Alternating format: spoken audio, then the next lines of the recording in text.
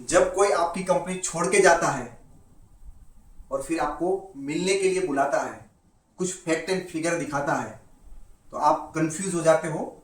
आपको लगता है नहीं, मैं गलत कंपनी में हूं और वो सही कंपनी में है, और आप भी उन्हीं की तरह निर्णय लेते हो, चल मैं भी तुम्हारे साथ चलता हूं। लेकिन कुछ दिनों के बाद पता चलता है कि आपसे बहुत बड़ी गलती हो गई। दोस्तों, कंपनी बदलने से अगर किस्मत बदल जाती तो आज हर इंसान है वो करोड़पति होता। आप देख लीजिए दोस्तों, आपका बेटा झूठ बोल सकता है लेकिन आपका डेटा झूठ नहीं बोल सकता है। इतने सारे लोगों ने कंपनियां बदली है, तो क्या सभी लोग सफल हुए? सो कंपनी बदलना it is not only solution.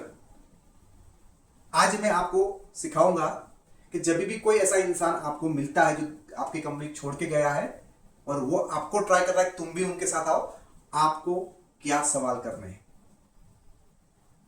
आपको यह पूछना है कि आपने कंपनी तो बदल ली, लेकिन क्या आपने अपने अंदर की जो कमियां थी, जो कमजोरियां थी, जो वीक पॉइंट थे, उसको बदला या नहीं बदला? आप देख लीजिए दोस्तों, एक सड़ा हुआ आम आप अपने घर पे काटोगे तो भी बदबू आएगी, अमेरिका में जाके काटोगे तो भी बदबू आएगी, हवाई जहाज में बैठ के काटोगे तो भी बदबू आएगी। एक्चुअली नेटवर्क मार्केटिंग में जो बिजनेस है वो चलाते हैं लीडर, और लीडर चलाते हैं ताकि उसके अंदर लीडरशिप की स्किल होती है। सो आपने कंपनी तो बदल लिया, लेकिन आपके अंदर जो गुस्से का स्वभाव था, आपके अंदर जो बेचने में शर्म वाली भावना थी, आपको कुछ डिजिटली अपने बिजनेस को डेवलप करना नहीं आता था, आपको ऑब्जेक्शन हैंडलिंग नहीं आता था, आपको रिलेशनशिप बिल्डअप करना नहीं आता था, क्या कंपनी बदलने से आपकी ये कमजोरियां बदल जाएगी?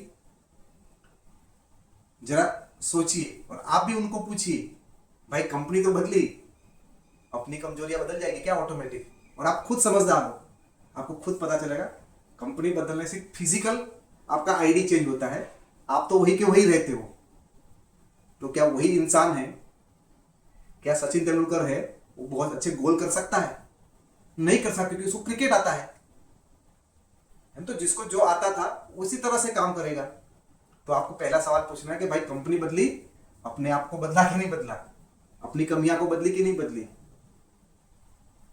दूसरा आपको सवाल पूछना है कि भाई तू कंपनी तो छोड़ा, कोई बात नहीं, ऐसा कोई जेन्युइन प्रॉब्लम है तो छोड़ना भी पड़ता है, मैं उसके खिलाफ नहीं हूं, और दुनिया में ना कोई लीडर खिलाफ हो सकता है। कोई जेन्युइन रीजन है, कंपनी आपसे फ्रॉड करती है, कंपनी आपकी लाइन इधर से इधर कर देती है, कंपनी आपको प्रोडक्ट नहीं देती, कंपनी आपको पे आउट नहीं देती, कंपनी आपका जीएसटी नहीं भरती, तो आपको कंपनी तुरंत बदल देना चाहिए।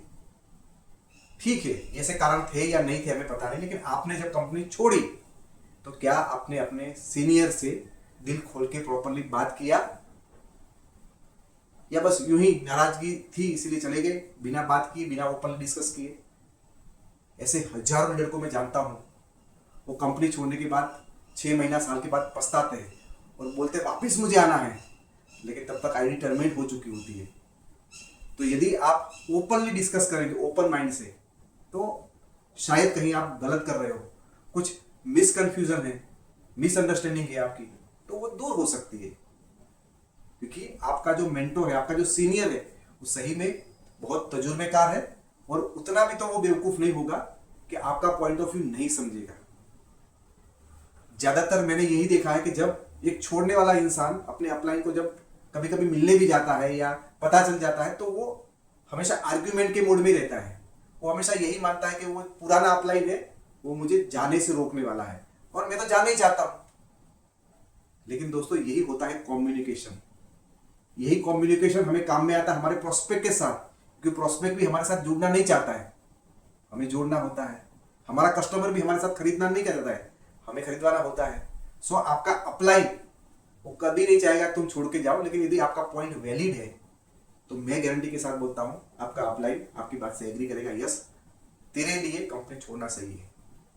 दिल से आप ओपनली उसके साथ रिश्ता बना के रखिए, उसके साथ डिस्कस करेंगे तो शायद आपको वापस आने का भी रास्ता खुला रहेगा, या तो आप जाने से ही बच जाओगे, अपना किस्मत फोड़ने से बच जाओगे। तो ये दूसरा है कि आप अपने पुराने लीडर से खुलकर बात करके गए या नाराजगी से ऐसे ही चले गए छुपा छुपा के? क्या आपने कंपनी है वो फैक्ट के आधार पे बदला है या फीलिंग के आधार पे? ये तीसरा सवाल है। कुछ फैक्ट जो सही में फैक्ट है या तुम मानते हो, तो चेक करो कि सही में सच्चाई क्या है। कंपनी का सही में खुद के प्लांट है, कंपनी सही में रूल से रेगुलेशन फॉलो करती है, कंपनी सही में अच्छी नीयत वाली है, कंपनी के सही में प्रोडक्ट है वो प्रॉपरली रजिस्टर्ड लीगल मैनर पे है, उनके जो भी स्टोर है वो स्टोर भी अच्छे से जीएसटी पेमेंट करते हैं क्या, लीगल 100% में। जब भी आप अपना सेंटर को रिटर्न करते हो तो आपको वहाँ पे पैसा वापस मिलता है या नहीं मिलता है, हर इनवॉइस के ऊपर जीएसटी कटता है कि नहीं कटता है, आपकी इनकम या आपके सेंटर का जो इनकम आता है उसके ऊपर टैक्स कटता है कि नहीं कटता है, आप जो भी इनकम ले रहे हो वो इनकम लीगल है क्या, उसके ऊपर आप टैक्स भर सकते हो, टैक्स में दिखा सकते हो। ये सारे फैक्ट को चेक करिए। क्या आपकी कंपनी के खुद के मैन्युफैक्चरिंग यूनिट है, तो आप चेक करिए, उनको बोलिए कि भाई आपने जो भी निर्णय लिया है ठीक होगा, आपको लगा है, लेकिन आप चेक करिए कि आप फैक्ट देख के डिसीजन लिया है या फीलिंग में आके, इमोशनल में आके डिसीजन लिया है। किसी ने बोल दिया चल मैं तेरे को इतना दे दूंगा, चल मैं तेरे को यहां पहुंचा दूंगा, इतना एमजी दिलाऊंगा, वही चक्कर में लिया है, यानी इमोशनल में लिया है, वो फैक्ट नहीं है। और आप जब ये आपको समझाने आते तब आप ये सवाल पूछोगे, तब उसकी बॉडी लैंग्वेज को देखिए, ऑब्जर्व करिए कि आप जब सवाल पूछते हो तो शांति से जवाब देता है, फैक्टफुली जवाब देता है या इमोशनल वाले जवाब देता है।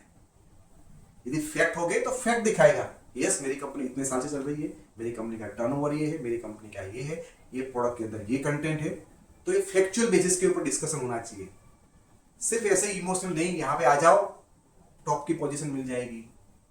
तो आपको देखना है कि वो लीडर आपके सवालों के सामने भड़क जाता है या आपके सवालों के सामने फैक्टफुली लॉजिकल जवाब देता है। आपको खुद समझ में आ जाएगा कि उसने निर्णय सही लिया या गलत लिया है।